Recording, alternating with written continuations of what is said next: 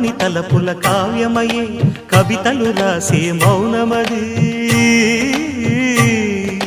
రాగల రోజుల ఊహలకి స్వాగతమిచ్చే రాగమది శృతి లయలరగని ఊపిరికి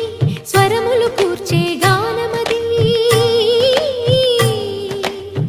ఋతువుల రంగులు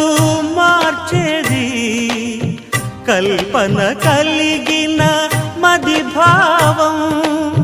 బ్రతుకును పాటగా మలిచేది మనసున కదిలిన